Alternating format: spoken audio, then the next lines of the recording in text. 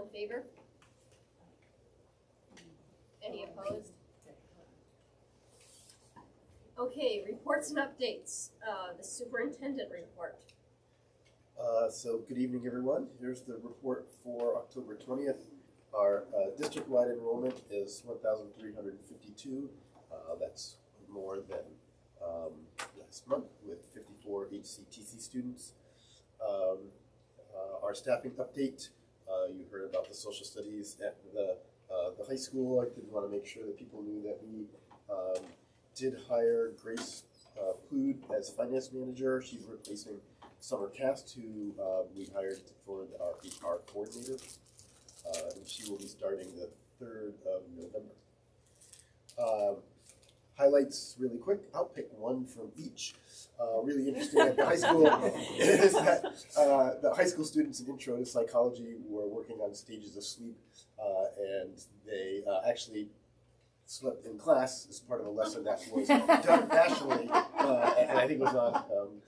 And so it was sort of that process of looking at stage 2 at Longfellow School. I was over there and when students were building bat houses as part of their work for Boatworks, which they do in the fall and the spring. And so it was exciting to sort of watch them with power tools running around the Boatworks. Over at Connors Emerson, I visited as well. I can't remember, Julie and Rhonda, did you go to the 7th grade classroom? Or I think that was Heather and Michael. But I visited with the 7th grade social studies class. They were working on circle discussions, focusing on utilizing the thinking of a historian, and they had a scenario of something happening at school, a discipline issue, but it had broader implications in terms of things that were going on in the community and how that might relate. So they did a wonderful job going through this process and then asked me questions about, based on this information, what did you do? And it was just really interesting to watch this class sort of go through this process. So Jamie Roth's social studies class, that was great. Over at Trenton, they have the mobile science lab is coming to their school. It was in Pevitic last year. I think there's 4 different things they're looking at. They're going to be doing looking into lactase and a micro pipette challenge. Over at Pevitic, the pre-K through 2 class visited the fire department and learned about fire safety. That happens in all of our schools in a variety of different ways.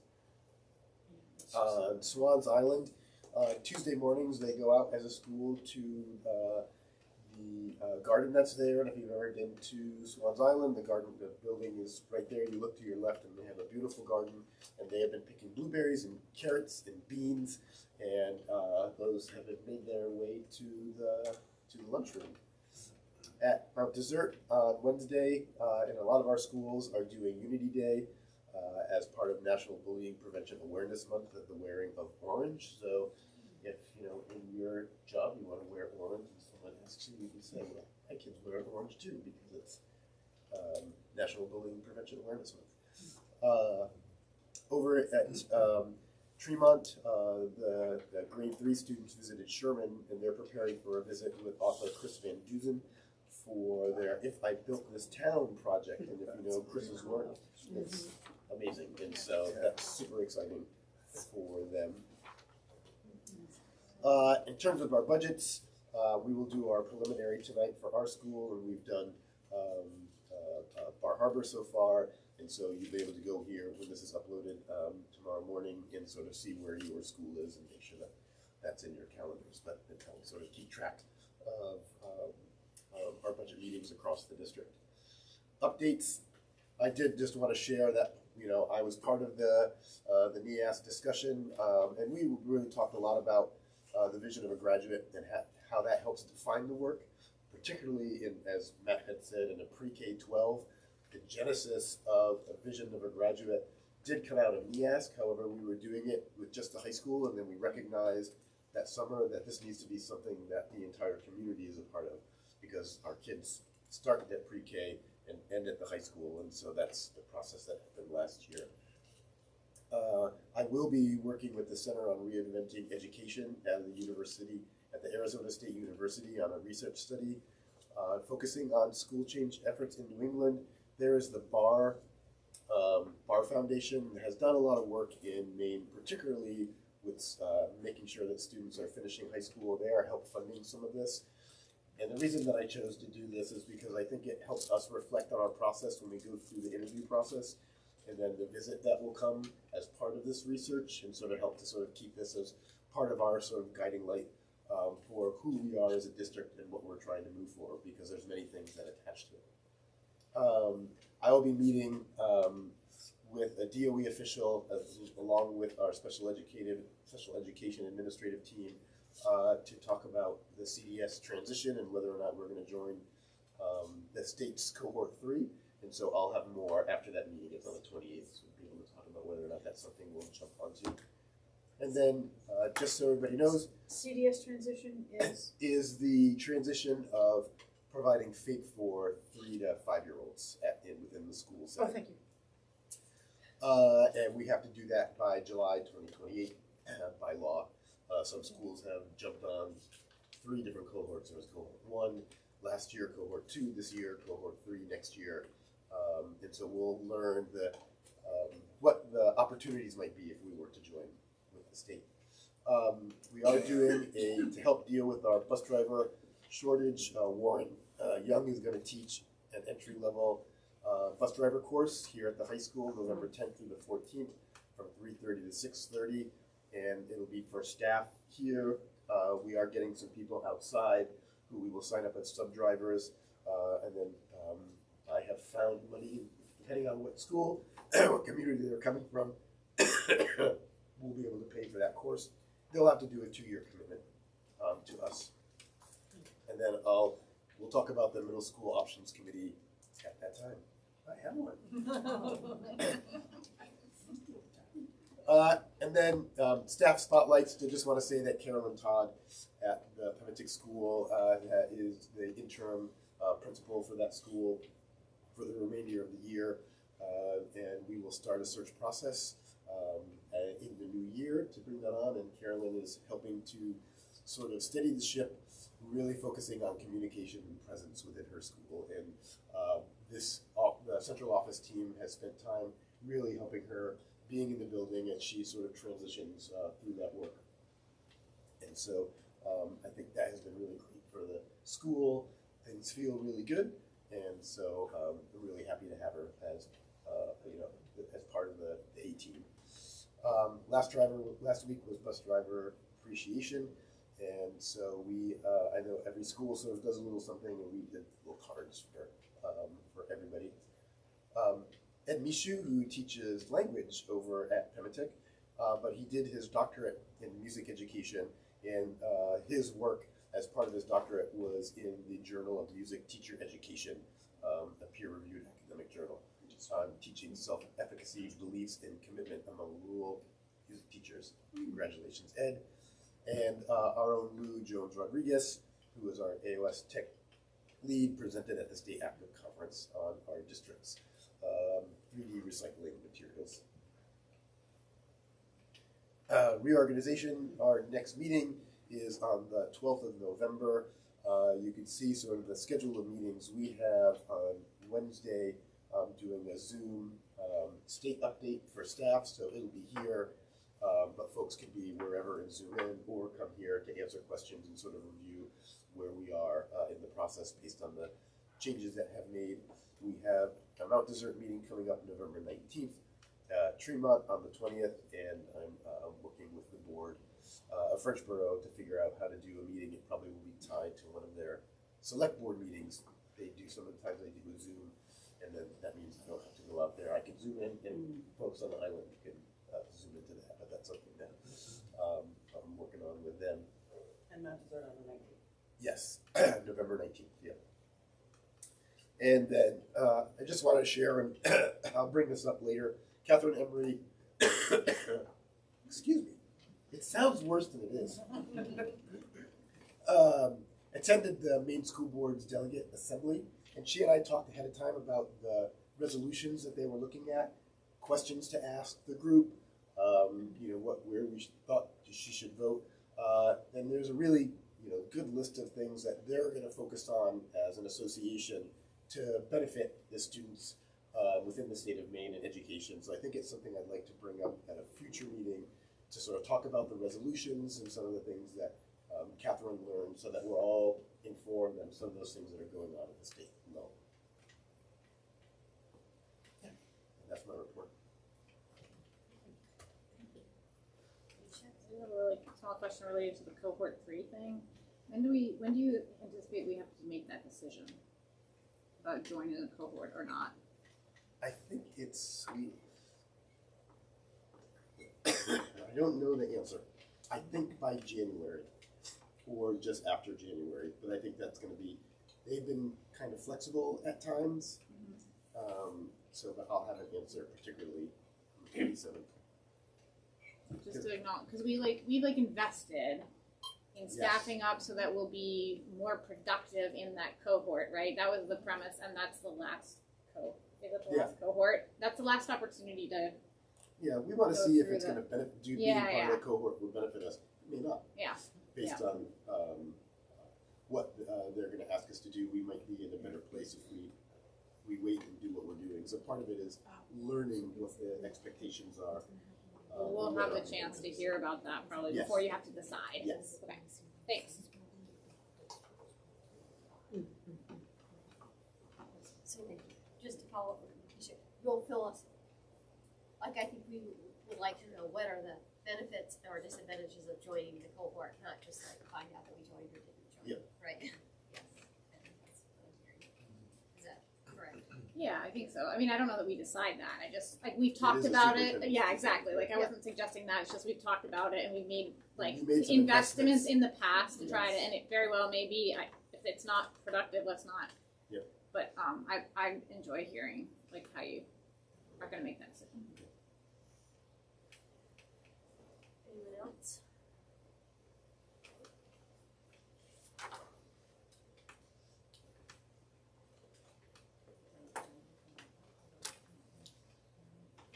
Okay, directors of teaching and, because we talked about reorganization, so directors of teaching and learning. So our October note, we had a couple of things that we've contracted with Peg Oliviera from the Gazelle Institute at Yale to do some PD with our early childhood teachers on play-based education and observational assessment. And then we have some last spring's science data. The science test is given to students in grades 5, 8, and the third year of high school. And so that data is laid out for you in a couple of different graphs with some highlights. Overall, there's always room for improvement, but when you compare all 3 of our grades with the state average, MDI is looking quite good.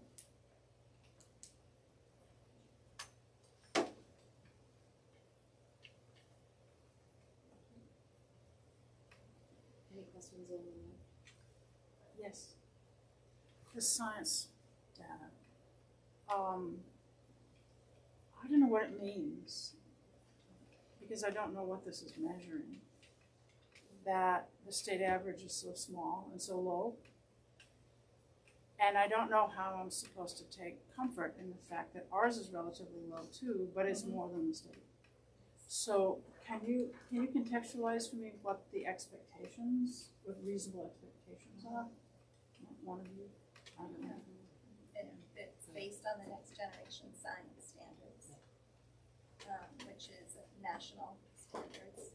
The main assessment changed 3 years ago, and so we don't have longitudinal data. Now that we've got 3 years, I completely agree. We're not where we need to be. Yeah, there's been some statewide criticism about the test in and of itself, and that it's really more literacy-based than science-based. Like, if you don't have the literacy strength, accessing your being able to convey your knowledge of science isn't bridging as well. So we think maybe this has something to do with our stronger literacy rates too, that we're able to better access this test. There is information our science teachers have reviewed, which is like, these are the kinds of questions that students would engage with. So there are some basic kind of like, teacher-facing documents about what the test is measuring, but we don't get a test question analysis afterwards, right? So like, we can't say, hey, I notice on question 15 our kids aren't doing well. What's involved there? We don't get that level of breakdown either. So we're still a little, we're a little unsure too, to be honest. So, we're not coming to you with this as being this resounding, cry from the rooftop. So it's not much of a learning tool for you in terms of improving We're instruction? not able to respond to it right now. We're still in the dark. And so we're waiting for our state webinar, which will happen again, and we'll ask hard questions again, and we may get more answers this time. I'm not sure. It hasn't been particularly responsive. Okay. Thank you. And that's the truth. Yes. Mhm. So, do you think as part of those answers will it help us understand why we have such variable performance? Like, what went really well at X school and what didn't? Yeah. Like, will we be able to get enough information to help understand what? No, and I'll tell you, I know this has come up in A-Team, and we don't have any decisions here, so don't quote me on anything, but it even came up in teacher meetings, like maybe we could take the science NWA test, because that would give us more actionable data. They want to see how they're doing in their programming. They want that. They have shifted to next-gen science standards. They are focusing on the practice. Says the middle school has just kind of rewritten a more comprehensive scope and sequence. It's aspirational, we know, but I just met with the high school to review that with them, and they're talking about their programming. Having data would help us make more informed decisions, but right now all we have is our own reflection based on the own criteria we've set forward for ourselves. So that's where we are. I see Ruth's hands up. Can I call on her? Whose hands up? Ruth. Can I share? Well, yeah. I don't know. Can't you? I just want to share one thought about for the 11th graders. So our science requirements are biology, and then they can choose whatever track they want. They don't have to take chemistry or physics or any earth science. And this test has both practices and content. And students, they assume everybody's getting all of it.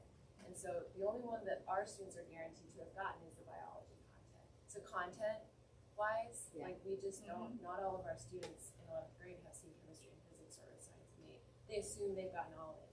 And we're graduating students who don't have to have any of those classes. Yeah. And that was a big focus of discussion at our meeting, that we've created kind of flexible pathways on how you got your credits at the high school level, and we're re-examining whether we want to continue to stand behind that. So, Is this a state or federal? State.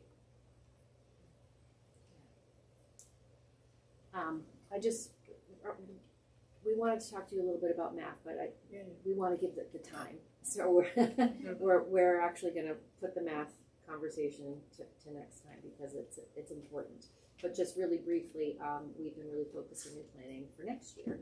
And one of the professional development pieces that we've done a little reconnaissance work on is taking a look at this film here called Counted Out.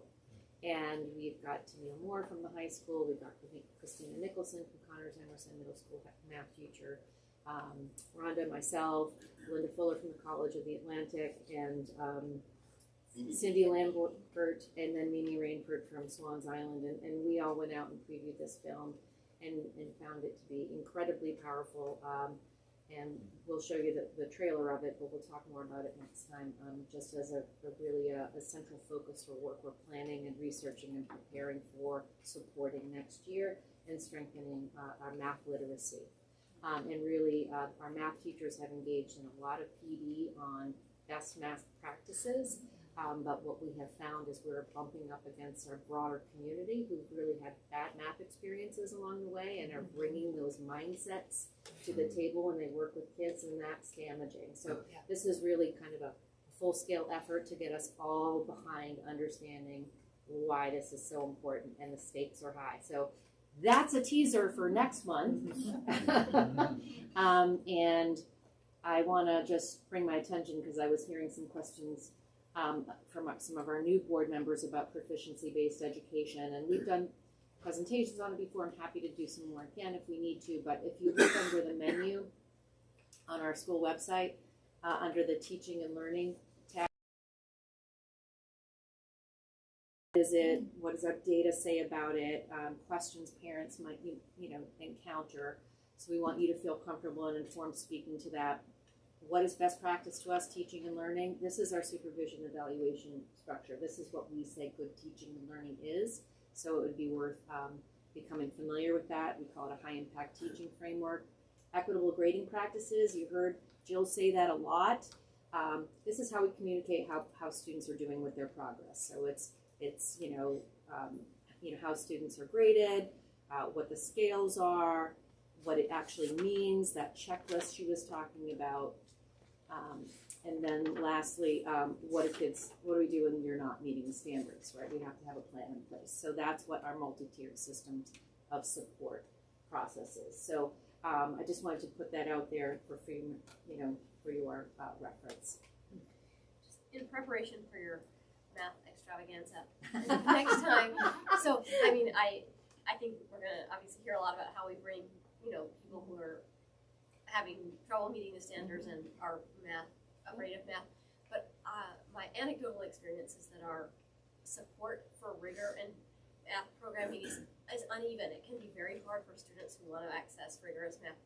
They don't necessarily experience support for that evenly in the district. And so I'm wondering, can we hear about how we can support, how we can evenly support, ensure that that's universally applied, that a student who is prepared and wants to access rigorous math isn't facing barriers to accessing that.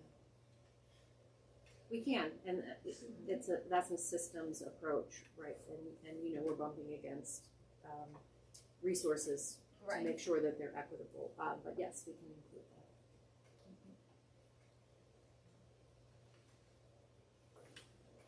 Julie, is the movie accessible on Netflix or any other channels?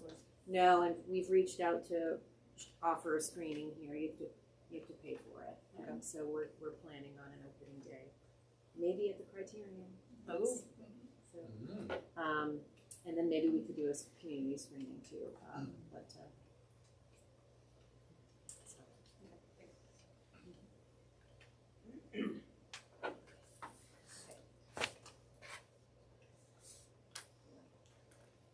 Any more questions for teaching and learning? Okay, update regarding cell phones in school.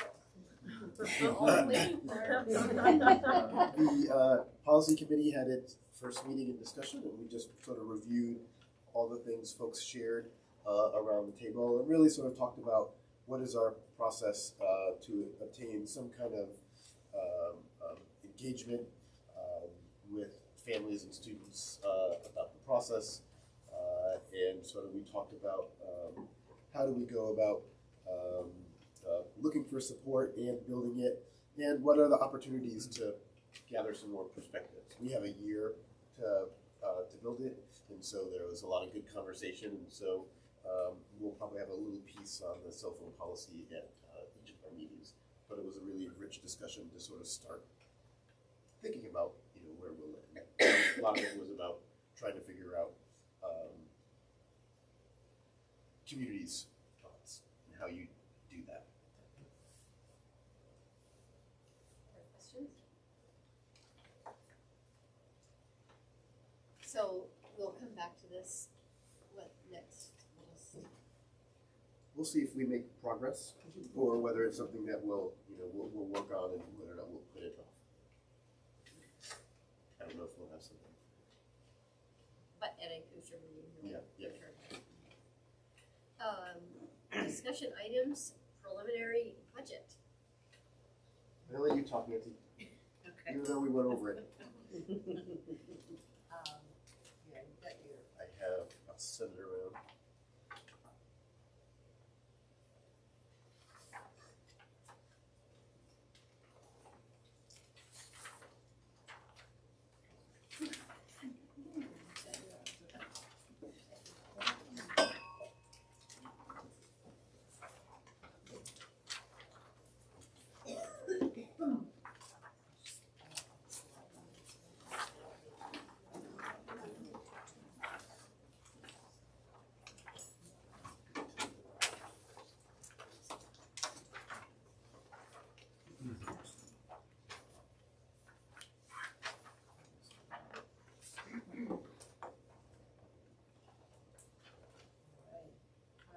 'tis the season, budget season.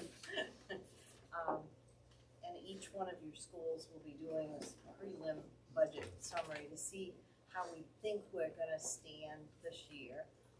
Some things are known now, some things are still unknown, but we do a section, like when we did the budget last year, we estimated that we'd have a carryover of like 209,000, and it's, the actual carryover is, it's still unaudited, and Nancy's figures right now is gonna be around 325,000. So there's a differential of 115. Some of that is for interest that we received. Part of it was unused or I was gonna say, we had changes in between the business and superintendent's office, and then special services, they actually did not have somebody the full time, so that was one of the differentials. So that kind of is part of what makes up that 115. And then we take each of the major budget items and just, I go down through and anticipate what we think we're gonna spend, and most of those are, for salaries, we pretty much know what people are gonna, what it's gonna be, or roughly, with, there's, the hourly might vary a little bit. And some of the differentials, I did anticipate, hopefully, transportation coordinator position will be filled. So I figured that was, even though there's a vacancy there still, we will spend some of that money on people that are filling in a little bit. And then there were some changes in with negotiated differences for people where they fell on their scales and stuff. So that is a differential for some of the tech. And then we have the OTs. We still only have 2 OTs, but we're hoping to still have a third one. But that's something that kind of flows in and out of our budget. So I anticipated the whole thing because we pay the people through our office, but then each school pays their share of that person by usage. So I get the logs from the OTs and then bill it out twice a year. So that's, hopefully we will fill that. And then one of the items where we did save some money with Blue Cross Blue Shield, we always anticipate when we have new positions or changes in positions, we figure that, a family plan, and we have had some differentials there, so that does show with the 81,000. Deductible coverages, actually we anticipate using more than probably than budgeted, because it seems like after COVID there's a lot of catch up that's happening. And so we're getting more claims in, on the deductible amounts. And insurance was a little bit higher than we anticipated. And the posting software right now was $1,000. So overall, between all of the different categories, we anticipate that we're gonna have roughly 77,000 to the good for those categories that are listed. Obviously, it's not every category, but, and then we do have some reserves and designated fund balances. We do have the special education reserve, and that's maxed out that's the AOS reserve, and that's maxed out, and that's basically sitting there gathering interest, and there won't be any more additions to that other than interest. The deductible coverages, it's not a reserve, but it's like an encumbered or designated fund balance that's for that HRA particular And each year, we've been putting some of the extra that we don't use in there. Obviously, if we go the track, I think we won't be putting anything else in there this year.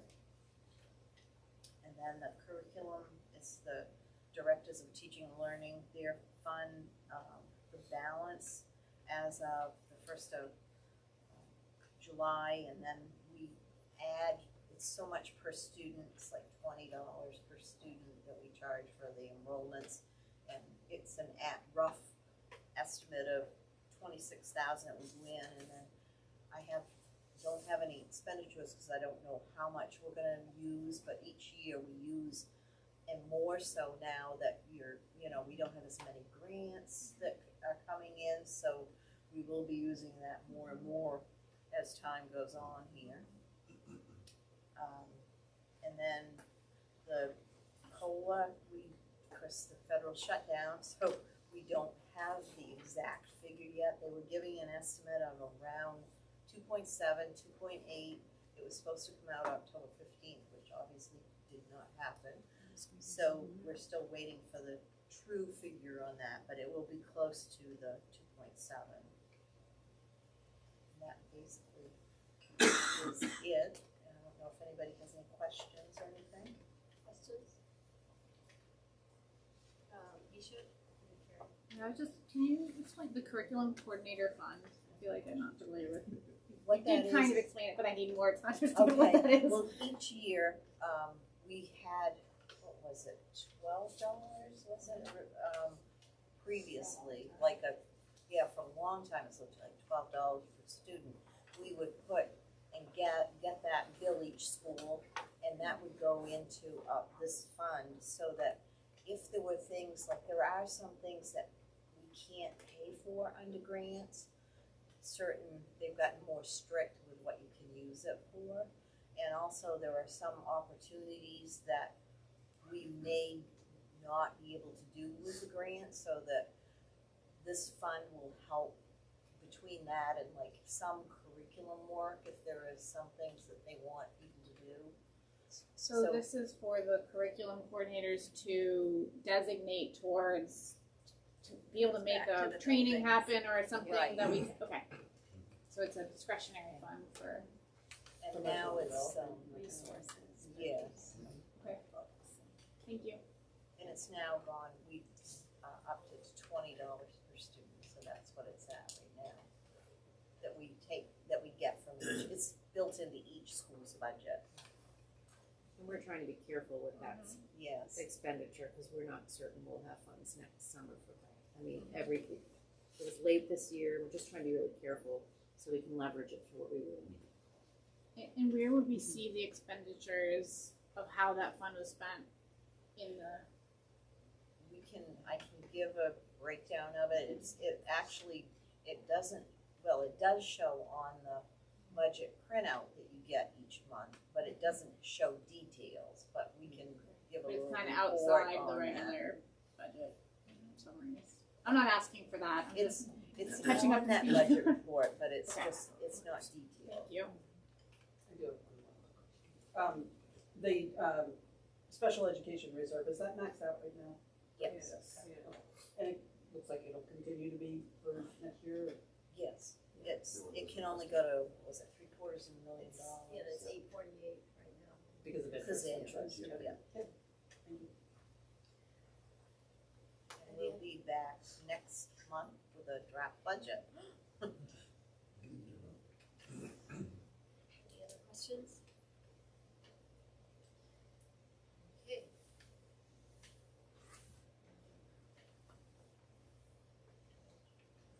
Oh, yes, consideration of the climate resolution from Green Schools Working Group that we were, talked to, that Ruth presented to us, last week. Do you have more to say on that? No, I just wanted to be here if you have questions and to be able to report back.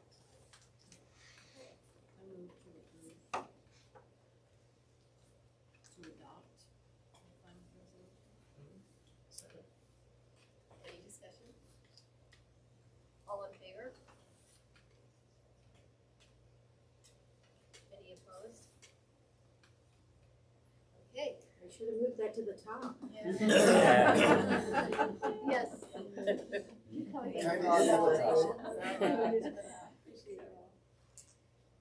Okay, approval of administrative review of consolidated emergency response plan. And so what that means for new board members is every year, the individual schools sort of work through their administrative safety prep.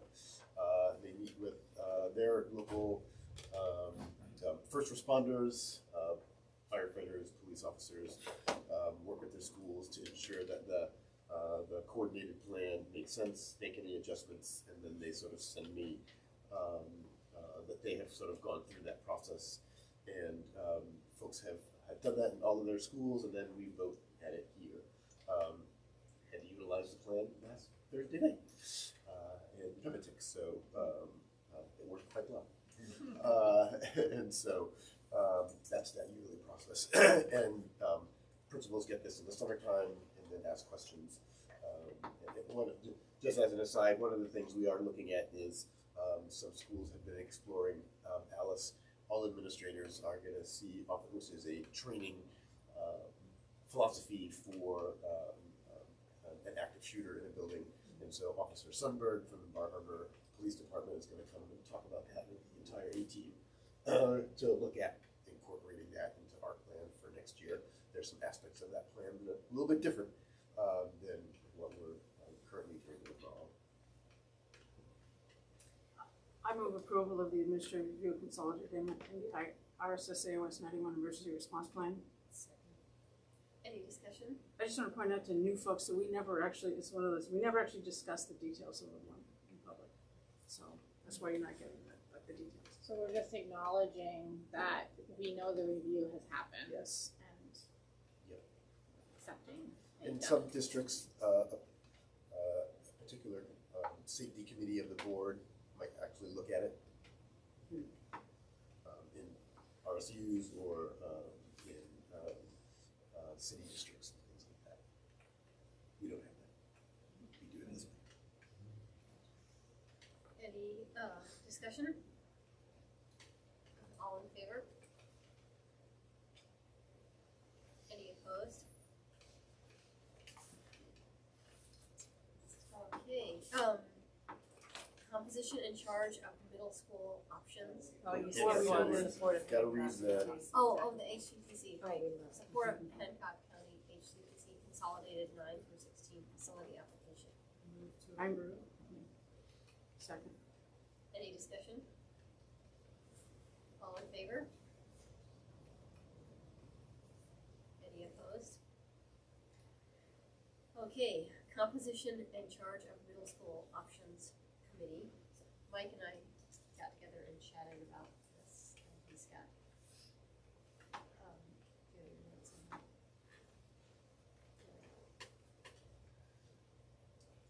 And so Jessica, Julie, and Rhonda and I met after our discussion to sort of frame what the AOS91 Middle School Options Committee would do. The idea is going from vision to reality of taking the work that was done by the previous committee and really sort of seeing what that would look like. And so the idea was basically going to the why to the how. So I had put in this document the idea of the vision, so the vision from the original middle school team, what their charge was, and then we sort of walked through what this committee's charge would be, which would be to sort of focus on and be grounded in the work of the why, understanding that, so making sure the whole committee understands the vision and purpose of a combined middle school, and then start to explore the options of a single middle school and deciding on the composition and the context of current and future educational demands within our district. That could be, are we all, with the addition of CDS and FAPE in our schools, does that change what our composition would look like? Then what that would look like within the context of an RSU, because as the previous group understood is that as an AOS, we can't just have a middle school. There has to be an organizing structure, and so having the RSU allows us to sort of do that. There might be another avenue to explore and to be able to share the details of the board is that, is there a way of opening up the current private special act to be able to make that happen if an RSE can happen? And then to identify potential locations and associated costs for the proposed fund. Thinking about meeting once a month, and then you can see the community membership. Yes, so if you're a board member and you're interested in being on this committee, I mean, for sure. I think that ideally there would be some geographic distribution, like not having 3 board members from one town or something. But if you're interested, let us know. And just, I think everyone was here last time, but make, it would be grounded in the why. So making sure everyone's brought up to speed and has read through all the materials, but not reinventing. Like, this committee isn't going to go back and explore the, all the 5 or 10 years of work that's already been done on this. It would just be everyone getting up to speed on that. Any questions? So is this how are we action item? We have this as the policies. Well, we have this as an action item, but are we making a motion to form this committee? Is that what we're doing? Yeah, I think it would be good for them. Well, that's supposed to be a separate, that's just an editing error.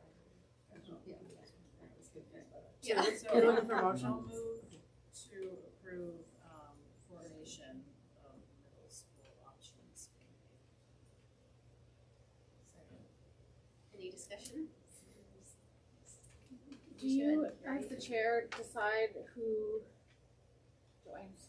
Presuming everybody wants to be on it and what's.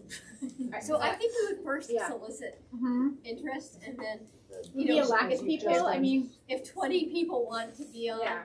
if more than 3 express interest, then we'll come back with the process, right? Mhm. But I need to come up with a process. first come, first serve. No. Yeah, right. Yeah, okay. Yeah, you have basically first You have come. to show that you've been working at the snack shack. I do appreciate the structure that was developed, because we talked about that last time, Yeah. so thank you for that. Catherine and Carrie. I'm just sitting next to Mike and my voice is going. Already.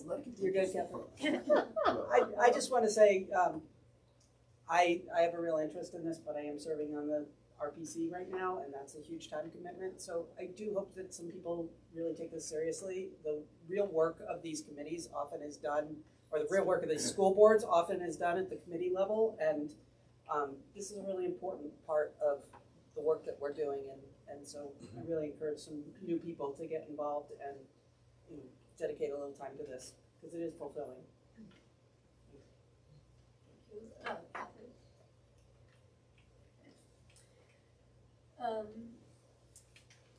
Okay, we should do our vote. So, all in favor? Any opposed? Okay, first and final approval of policies, and I think we can take these as a slate, DI and DID, fiscal accounting and reporting and inventories, and these are based on, state evaluation, might be described, state evaluation. So yeah, these are just part of the policies that we had to adopt that were part of our special ed review at a district level. And so these are 2 of those. We did one earlier. There's these 2. There's one other awaiting feedback from German Mutzum on. We would move forward so we can wrap up our special ed evaluation for this team. I move approval of DI and DID as written. Any discussion? All in favor? Any opposed? Okay, approval of revisions to policies DN and IJ and DB and IJ and DBR, which pertain to, school property disposition and internet device use. So the first one, the DN is school property. That was part of the review. The other 2 were part of an AI review of existing technology policies, as well as student conduct.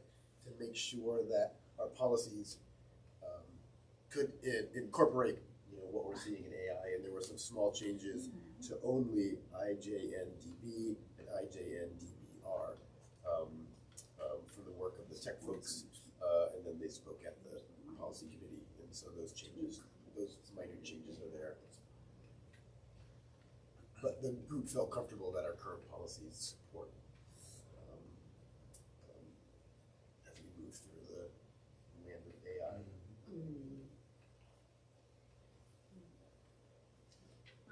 I'll move to approve DN, IJNDB, IJNDB.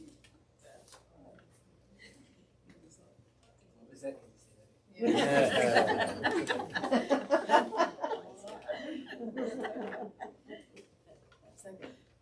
Any discussion? Okay, I just, on these two, I wanna thank Kate Meyer for her, work in coming and educating the policy committee and working at a national level to help schools, navigate AI in a really, like, non-reactionary, but forward-thinking manner. We're very lucky to have that expertise in our schools. All in favor? Any opposed? Okay, any other business? No, sorry.